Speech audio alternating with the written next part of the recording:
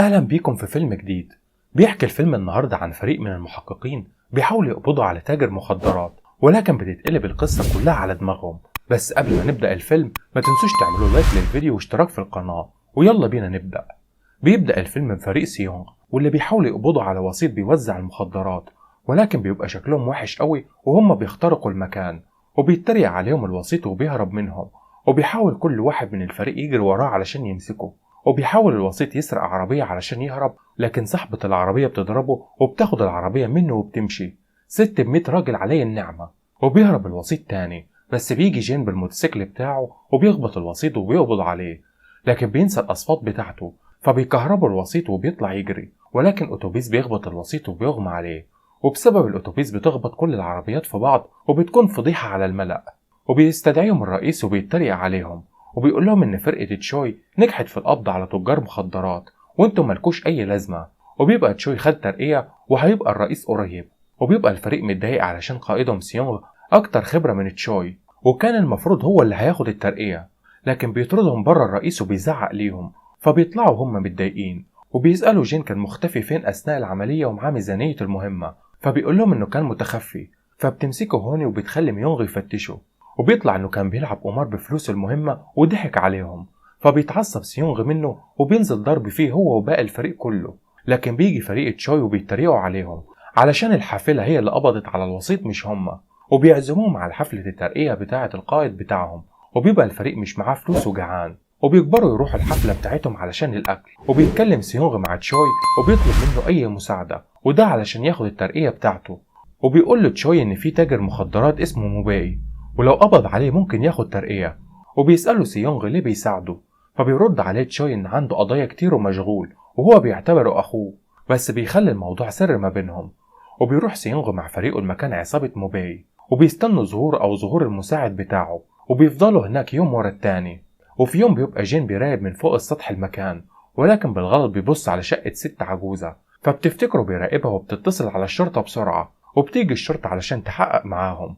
وبيبقى سيونغ محرج يقول لهم انه من الشرطة، لكن بيلاحظوا عصابة موباي ظهرت، فبيدخلوا عربية الشرطة علشان يستخبوا، وبيظهروا شريطهم للضابط علشان يصدقهم. وتاني يوم بيدخلوا مطعم فراخ بيبقى في وش مقر العصابة، وبيفضلوا يراقبوا المقر طول اليوم، ولكن في الآخر بيزهقوا وبيتخانقوا. لكن بيظهر العصابة ومعاهم موباي وبيراقبوهم من بعيد، لكن صاحب المطعم بيشوفهم وبيسألهم بيعملوا ايه، لكن بيمثل الفريق انهم بيلعبوا سوا. وصاحب المطعم بيقدم ليهم الأكل ببلاش، وبيستغرب الفريق جدا، لكنهم بيرجعوا يراقبوا العصابة وبتبقى خلاص اختفت. وبيحطوا شوية خطط مع بعض، لكن كل خططهم بتفشل علشان الرئيس مش هيدعمهم، وأي خطأ منهم هيفصلهم عن العمل. لكن بيلاحظوا إن عامل التوصيل بيدخل المقر عادي، فبيقرروا إنهم يشتغلوا عمال توصيل. وبيسألوا صاحب المطعم لو عايز عمال توصيل، لكن بيصدمهم إنه هيبيع المحل النهاردة، وده لأن مفيش زباين دخلت المحل غيرهم بقاله أسبوع. وبيقوم يونغ وبيزعق وبيقول انهم هيشتروه، وبيضربوا جين علشان يسكت، وبيعرض الكل الفكرة على القائد، ولكن بيزعق ليهم القائد وبيمشي وهو زعلان. وبيرجع البيت وبيجيب هدية لزوجته، وبتبقى رخيصة جدا، فبترميها الزوجة في وشه، وبعدها بتقدم له الأكل. وبتبقى عرفت إن تشوي اترقى وهيبقى رئيس سيونغ، وبتفضل تحط على دماغه، فبيتعصب عليها جدا. وبتيجي بنتهم من المدرسة، فبياخدها الأب وبينزلوا يتمشوا علشان بيكونوا خايفين من الأم. وبياخد البنت المطعم فراخ، وبتقول له البنت ان لو عايز ينجح في اي حاجة لازم يكون معاه فلوس في الاول. وبتقول له انها بتحب الفراخ جدا ونفسها يبقى عندها مطعم، فبيتحمس سيونغ جدا وبيروح للرئيس وبيطلب منه يشتري المطعم، لكن الرئيس بيزعق له وبيقول له انه هيفكك الفريق بتاعه وهينقل المكان تاني قريب، وبيوقفوا عن العمل.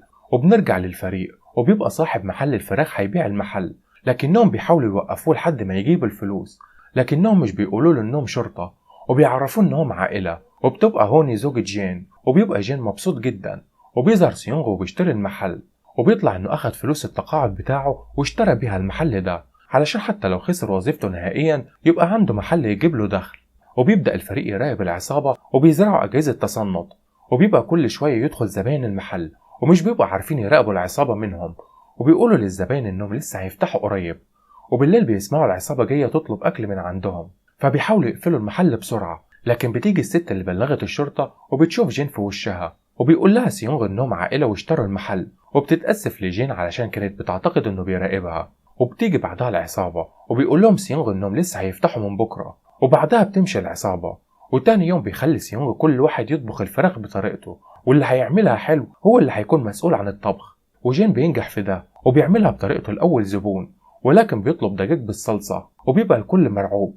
لكن بيقدر جين يعمل صلصة خاصة وبتعجب الزبون جدا، وفي الوقت ده بيفرح الكل، ولكنهم بيزعلوا بسرعة علشان المفروض يركزوا على مهمة التصنت.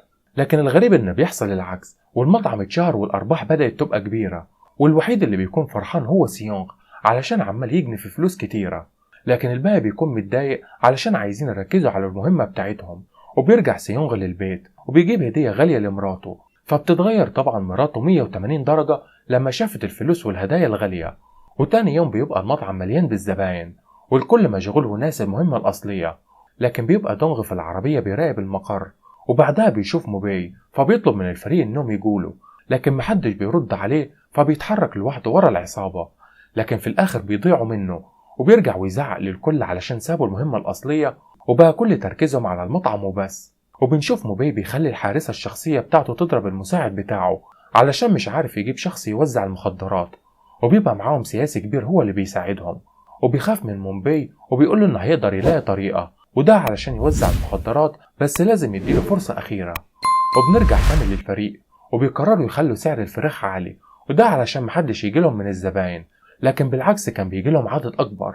وبيبقى الكل متضايق وبيقرروا يقفلوا المحل الباقي اليوم، وبيكون الكل متضايق جدا.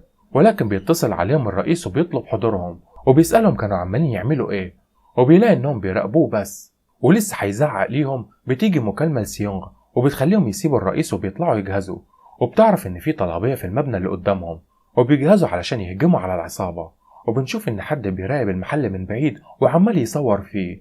وبيجهز الفريق وبيوصل سيونغ لباب الشقة، لكن بيطلع ان الست اللي طالبة الاكل وبتفشل المهمة بتاعتهم. وبيرجع الفريق تاني للمحل، وبيكون سيونغ عمال يضحك من خيبة الامل اللي هم فيها، وبيشرب من العصير اللي كان المفروض يسلموه، ولكن بيوقفوا الفريق بسرعة. وبيطلع ان جين وهوني حطوا مخدر في العصير، وبعدها بيغمى على سيونغ. وتاني يوم بيصحوا وبنلاقي ان الشخص اللي كان بيصور امبارح طلع صحفي، وبيقول في التلفزيون ان المطعم بيطلب من مطاعم تانية وبيقدمها على انها الوصفة بتاعتهم. فبيعرف الرئيس باللي حصل، وبيقابل تشوي سيونغ وبيزعله علشان وثق فيه، وده علشان يقبض على تجار المخدرات، ولكنه فشل فبيسيبه وبيمشي. وبيبقى الفريق كله شايف القائد. وبالليل بتكون زوجة سيونغ عرفت باللي حصل وبتطمنه انهم ممكن يبدأوا من جديد وانهم يشتروا محل تاني بالمعاش التقاعدي بتاعه. وبيعيط سيونغ علشان خايف يقول لها على الحقيقة. وتاني يوم بيرجع الفريق كله للمطعم وبيقرروا انهم يشتغلوا فيه حتى لو الرئيس طردهم من الشغل. وبيدخل عليهم السياسي اللي شغال عند موباي وبيعرض عليهم يساعدهم في انهم يفتحوا فروع تانية بشرط انه يكون شريك معاهم. وبيكون الكل مستغرب انه عايز يستثمر في محلهم مع ان العالم كله شايفهم حرامية، وطبعا مش بيوافقوا. لكن اول ما بيشوفوا الفلوس بيوافقوا على طول. وبيقرر الفريق يراقب السياسي علشان يتأكد انه مش وراه حاجة غريبة. وبنشوف ان السياسي بيهرب المخدرات في وجبات الاكل، ودونغ بيراقبه ومش بيلاقي عليه غلطة، والملف بتاعه نضيف جدا. وبيرجع الفريق يفتح المطعم وبيهتموا بيه، والعصابة بتسلم المخدرات في الفروع التانية، ومش بيبقى الفريق عارف اي حاجة عن اللي بتحصل. وبنروح لموباي وبيقدر يروح لتاجر مخدرات تاني مشهور اسمه تشانغ، وبيعرض عليه صفقة وانهم يوحدوا شغلهم وتبقى كوريا كلها تحت ايديهم. وبيبقى تشانغ خايف منه بس بيوافق. وبنشوف ان كل الفروع فشلت انها تبيع الطعام وبدأت تخوف الزباين. وبيعرف سيونغ باللي حصل وبيروح يزعق للسياسي وبيطلب منه ياخد باله من الشغل. وبيبقى السياسي هم الوحيد هو توزيع المخدرات وخلاص. وبيقرر سيونغ مع فريقه يشوفوا بنفسهم اللي بيحصل في الفروع. وبعد مراقبة طويلة وبحث بيعرفوا ان المخدرات بيتم تسليمها عن طريق الوجبات بتاعتهم.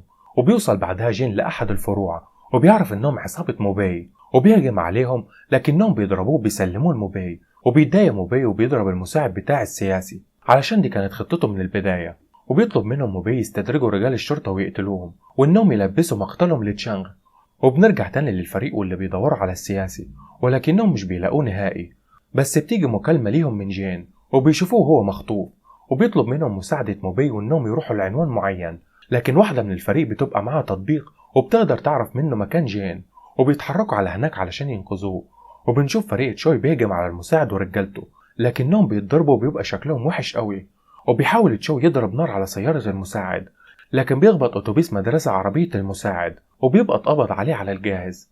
وبنشوف الفريق بيجري بسرعة علشان ينقذ جين، لكن بتقول لهم هوني إنها خايفة على العصابة مش جين. وبنشوف إن جين قدر يحرر نفسه وقضى على العصابة كلها. وبيلاقي شاحنة كبيرة بتتحرك على مكان الصفقة اللي هتتم بين موبي وتشانغ، فبينط وبيمسك فيها وبيعدي جنب الفريق، ولكن محدش بياخد باله من التاني. وبيلف الفريق ويرجع وراه تاني. وبنشوف إن جين وصل لموقع الصفقة وبيحاول يبعت رسالة للفريق علشان يوصلوا لمكانه، لكن الفريق مش بيفهم الرسالة ومش بيبقى جين عارف يعمل ايه. لكن بتيجي خطة في دماغه جامدة فبينفذها بسرعة. وبيشغل صوت عربيات الشرطة وبتفتكر العصابات انهم نصبوا فخ لبعض وبينزلوا ضرب في بعض. وبيوصل الفريق للمكان وبيصور سيونغ اللي بيحصل وبيبعته لتشار علشان يجيب الدعم. وبيتحرك تشاو على مكانه. وبنشوف الفريق بيقرر يواجه العصابتين لوحده وبيتريق عليهم موبي وبياخد الفلوس وبيهرب مع الحارسة بتاعته. وبيبدأ الفريق المعركة بتاعته. وبنشوف ان كل شخص في الفريق طلع قوي جدا وبيقدروا يخلصوا على العصابتين لوحدهم.